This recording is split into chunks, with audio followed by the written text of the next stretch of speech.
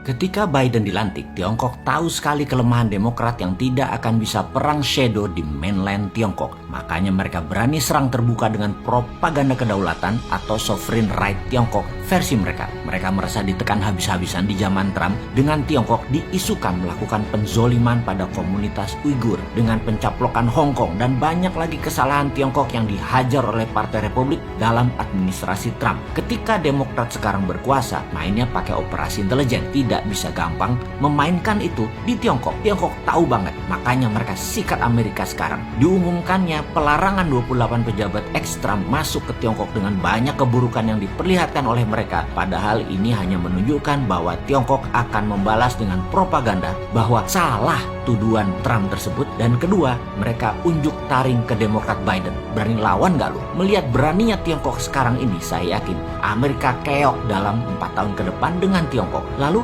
Indonesia bagaimana? Kita saat ini miring ke Tiongkok dalam hal menerima investasi Tiongkok di tanah air yang menyedot sumber daya alam mineral Indonesia. Secara akunting, emang negara untung? Ya enggak lah, mana buktinya? Lihat APBN tuh, ada nggak untungnya dari kehadiran Tiongkok di Indonesia yang menyedot sumber daya alam mineral tersebut? Mengapa? Gini loh dagangnya, saya urai ya. Urusan main mineral walaupun skala garasian lumayan lah. 25 tahun saya sudah berdagang hal seperti itu. Jadi kita melihat dari dua kacamata, sebagai penghasil mineral atau sebagai penjual mineral. Ini penting, karena kalau Anda sebagai penjual mineral, kadar kandungan mineral Anda harus tinggi supaya dijual dengan harga tinggi. Yang kedua, yang geblek adalah harga internasional yang kita anut. Ingat, kata geblek akan saya ulang-ulangi ke depan ya, biar seru gitu loh. Di sisi lain, sekarang Anda adalah pembeli mineral. Benar, Anda ingin kandungan mineralnya besar, namun Anda ingin beli dengan harga kandungan mineralnya kecil. Paham? Belum paham? Saya lanjut ya. Begini misalnya, kandungan nikel, Anda penjual nikel ore atau mentahan atau masih dari alam, belum diproses, katakanlah dari tanah kandungan Anda per ton ada 500 gram nikel. Ini hanya contoh ya, for the sake of discussion ya. Maka sebagai pembeli Anda ingin kandungan nikelnya besar, betul ya? Namun itu bukan mental pedagang. Pedagang akan bilang, kita tes ya kandungannya. Nah, alat tes tadi yang ada di seluruh lab komersial dunia itu rendah sensitivitasnya. Jadi dibacanya paling 400 gram nikel, padahal bisa 700 gram aslinya nanti setelah diproses. Ini kita tahu banget. Jadi pinternya semua itu dimainkan di alat dan di sertifikasi. Jadi alat ukur yang ada di lab, di lembaga lab tes mineral tadi, dari sononya, dari pabriknya, mesin tes tadi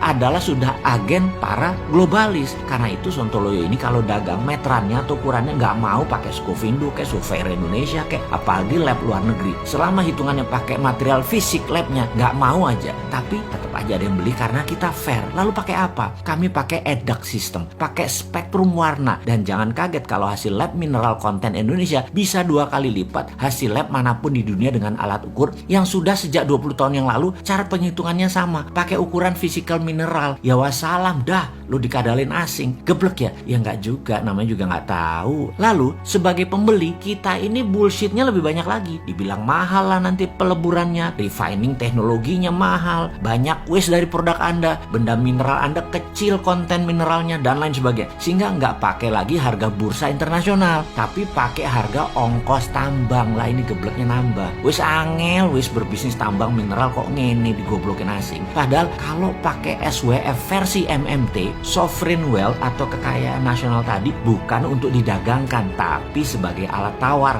atau sebagai underlying cetak uang.